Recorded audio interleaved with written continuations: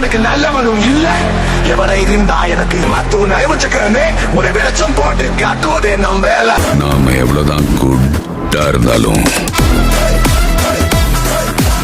இந்த உலகம் நம்மள பேட் ஆக்குது. அஸ்ஸலாமு அலைக்கும் மை மக்களே, மீண்டும் ஒரு ட்ராமா ஸ்டார்ட் ஆக்கிட்டேன். தமிழால் பேசி கலெக்ஷன் எடுத்துட்டான். இப்போ சிங்களத்தால் பேசி சொன்னதை செஞ்சு காட்டுறான். ஆனால் எல்லாத்துக்கும் முந்தி ஒரு வீடியோ இருக்குது பாருங்கள், அதை பார்த்துட்டு வாங்க. அதுக்கு பிறகு நான் வரேன். ඉගෙන ගත්තා.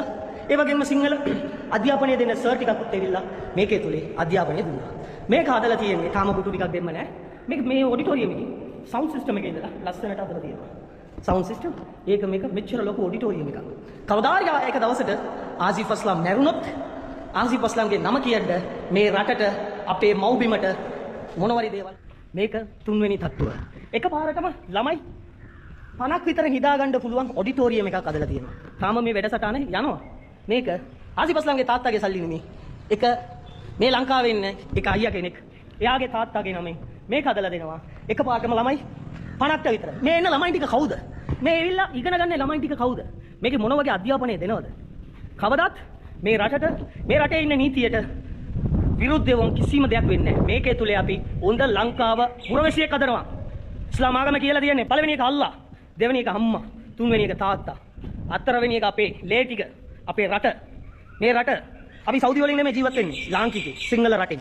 මේ රටටත් මේ රටේ ඉන්න එම ජාතියෙන්ටම සිංහල දෙමළ වේවා මුස්ලිම් වේවා එම ජාතියටම සත්තුන්ට ඉඳලා ගරු කරන්න ඕනේ කියලා කියන්නේ. ඕක තමයි මේකේ තුලේ වෙන දේවල්. ඒක විතරයි නෙමෙයි. ඇත්තටම මම මේ මදරසායක එනකොට ළමයි 20ක් තමයි හිටියේ. දැන් 80 ගණක් ළමයි ඉන්නවා. මේ 80 ගණයි ළමයි ටික ළමයි 25ක් විතර නොමිලෙන් අධ්‍යාපනය දෙනවා.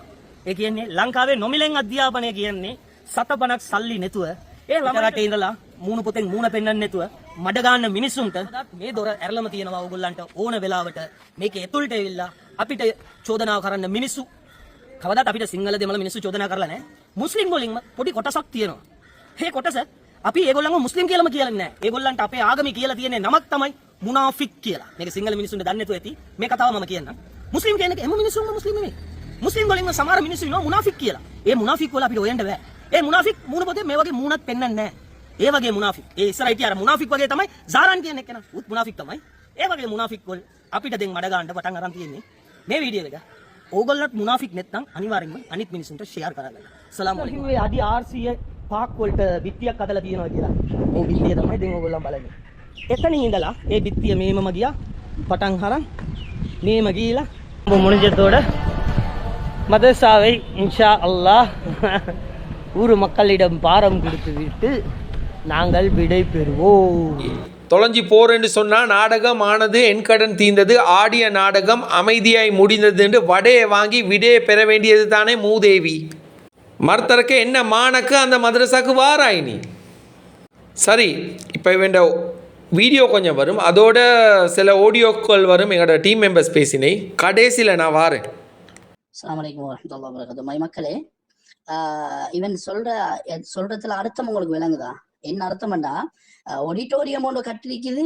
இது இவன் மௌத்தா போனாலும் இவன் பேர் சொல்லக்கூடிய மாதிரி இருக்குமா அப்படின்னு சொன்னா, இந்த ரோட் போடக்கூடிய மாகா கம்பெனிக்காரர்கள் வேற வேற கம்பெனிக்காரன் எல்லாம் இது அரசாங்கம் உதாரணமா இந்த அனுரையர் அரசாங்கம் செஞ்சுட்டு சொன்னா, இது அனுரையர் அரசாங்கம் சொல்லாது. இவன் சொல்றதை பார்க்க இது மாகா கம்பெனிக்காரன் அவனை கணக்கால செஞ்சிருக்கான்னு சொல்லும். அப்படி அர்த்தம் அது.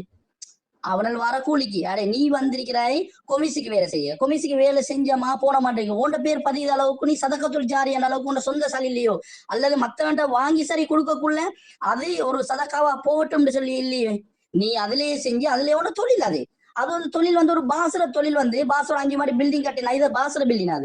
அது பாசுர ஞாபகார்த்தம் பாசுர பேர் சொல்லக்கூடிய மாதிரி ஏதாவது பில்டிங் இருக்கு அப்படி எங்கேயாச்சும் கேள்விப்பட்டிருக்கியா? அப்ப அது ஒரு பிழையான கருத்து உனக்கு விளங்குது. ஒரு மக்களே, கேட்கக்கூடிய மக்களுக்கும் விளங்கும். இது ஒரு சொந்த சல்லில பேசக்கூடியது. இந்த சதக்கத்துல் ஜாரியா நாளை ஆஹ்ராவுடைய காலத்தில் தேவைப்படும் என்றது ஒரு உண்மையான செய்தி. ஆனால் நீ செஞ்சது கொமிசிக்கு, நீ செஞ்சது இதுக்கு. இது இல்லைன்னு சொல்ல நான் என்ன நீ வாயால சொல்லிருக்கிய. அப்ப நீ கொமிசிக்கு செஞ்சதுக்கு நீ எப்படி சொல்லுவாய்? நீ இப்படி இருக்குது என் பேரை சொல்லப்படும், நான் மௌத்தாயினாலும் சொல்லப்படும் எப்படி சொல்லுவாய்? அப்படின்னா ஒரு ஓண்ட ஊட்ட ஒரு பாஸ் கட்டினா அது ஓண்ட ஓடி இல்லையா? அது பாஸ்ல விடா கேக்குறேன் இல்லையே. அப்ப அது பிழையான கருத்து. அடுத்தது நீ சொன்ன 2வது மாடியில வந்து பிள்ளைகளுக்கு 50 பிள்ளைகளுக்கு படிக்கிறதுக்கு நான் ஒரு இடம் ஹோல் அடிச்சிருக்கிறேன்னு சொல்லி நான் சும்மா யதார்த்தமா கேட்கிறேன்.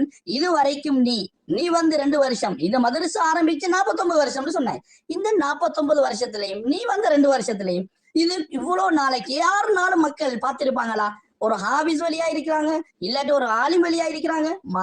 வருஷமும் ஒவ்வொரு வருஷமும் எல்லா மதரசாக்களும் இப்ப எங்க மாத்தல மதரசாவில எல்லாம் ஒவ்வொரு வருஷமும் வெளியாகி கொண்டே இருப்பாங்க. யாரு? ஆலிம்கள், மக்கள், ஹாபிஸ்கள் வெளியாகி கொண்டிருப்பாங்க.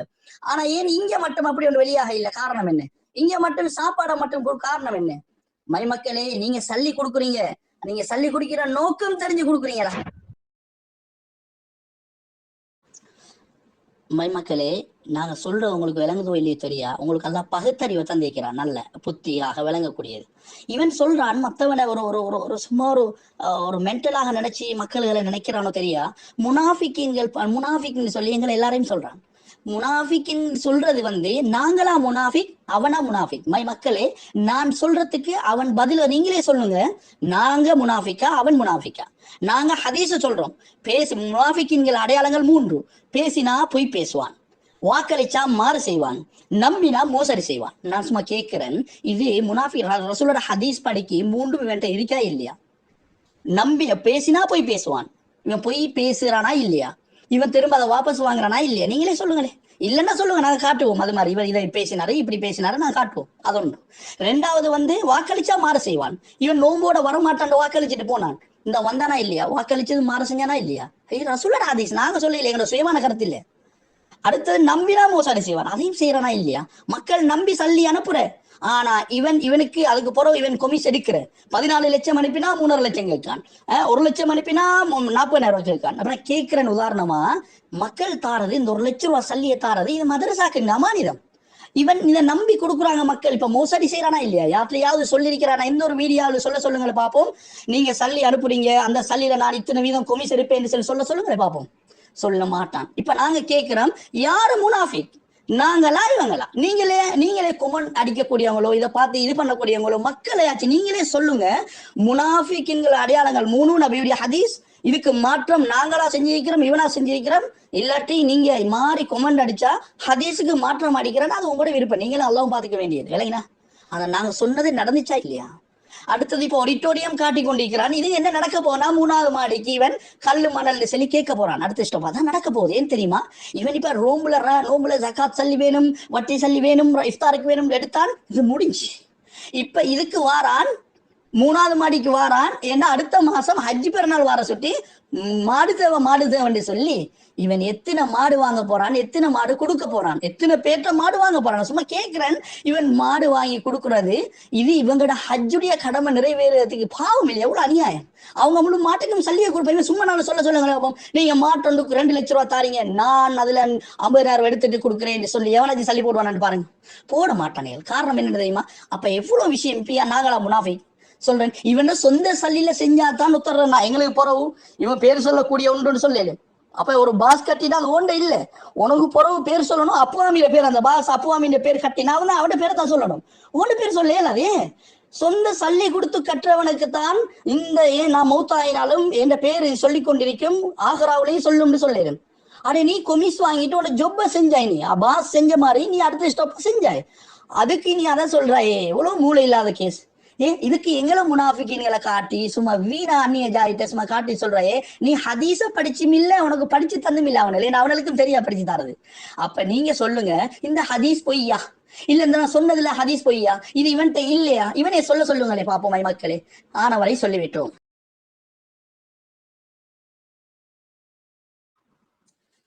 இவர் எப்படி முனாஃபிக் நாங்களா இவரான கேட்கிறோம்னா, இவரை சொல்லிட்டாரோ நோம்புக்கு முன்னாலேயே நோம்போட நான் இதோட போயிடுவேன்னு சொல்லி ரிட்டர்ன் வந்தாரு. ரைட், ஓகே, உனக்கு பிசினஸ் உனக்கு உழைப்பு தான் வந்துட்டேன். இப்ப நீயா முனாஃபிக், நாங்களா முனாஃபிக்? இப்ப நீ ஒரு புள்ளையில அமானிதமான சல்லியை நீ எடுக்கிறாய், இந்த சல்லி எடுத்து தின்ன மட்டும்தான் கொடுக்குற. அப்ப யாரும் சொன்னாங்களா இது தின்னத்துக்கு மட்டும்தான் கொடுக்கணும், ஒரு ஓதலுக்கு ஒரு படிப்புக்கு கல்விக்கு செலவழிக்க கூடாது யாரும் சொன்னாங்களா? அப்ப அமானிதத்தை நாங்களா பாதுகாத்த, நீயா பாதுகாத்த? முனாஃபிக் நீயா நானா? நீயா நாங்களா? மக்கள் முனாஃபிக் இல்ல. உனக்கு சல்லியும் தந்துட்டு மக்கள் முனாஃபிக்ன்ற பேரையும் கேட்கணும்னு சொல்லி அது சல்லி தந்தவன் தாலே, அது அவன் தாலே எழுத்து விளங்குதா?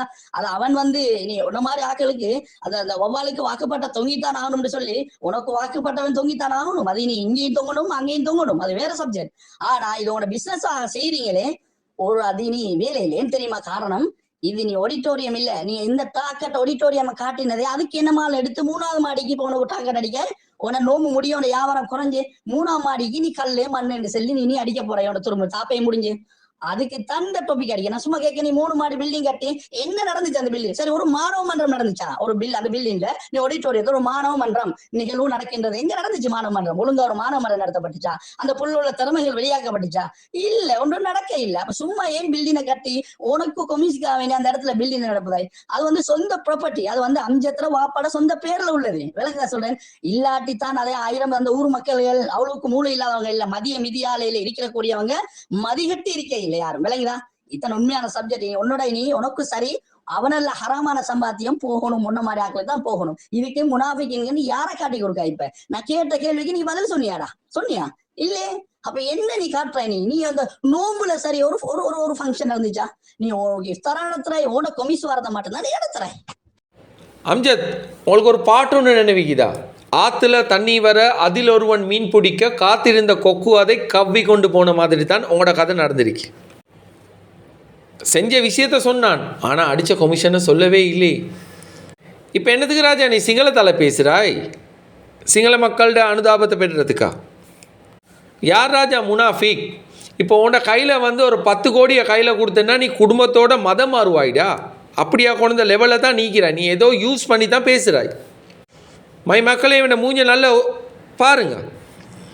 இவன் எப்போ இதே மாதிரி ஒரு வீடியோ போட்டாலும் அப்போ இவனை மூஞ்சில் ஒரு மாற்றம் கொண்டு விளங்கும். அதாவது ட்ரக் யூஸ் பண்ணி தான் இவன் பேசுனான், இல்லாட்டி இவனுக்கு பேச ஏலா.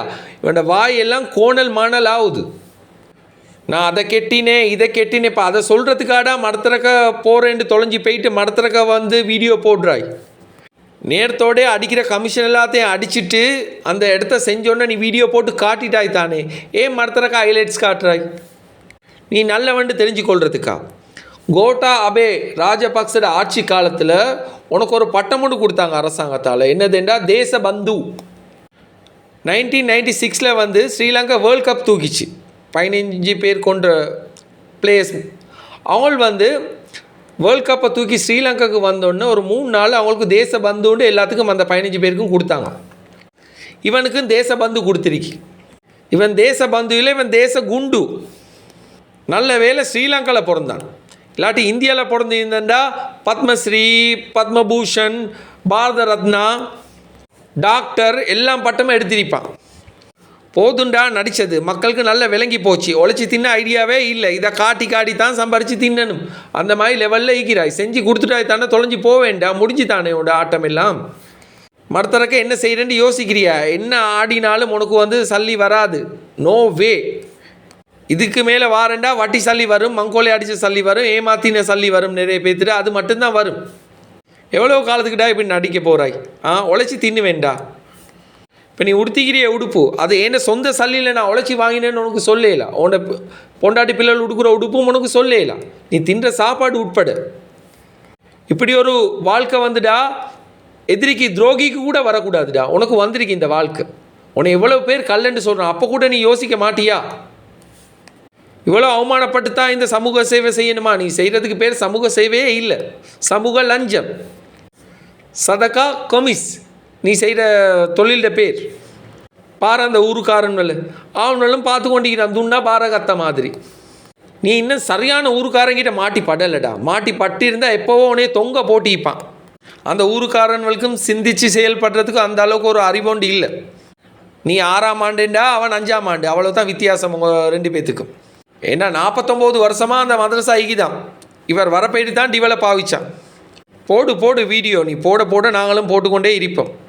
எனிவே மை மக்களே, ஆனவரை சொல்லிவிட்டோம். அஸ்ஸலாமு அலைக்கும். Good bye.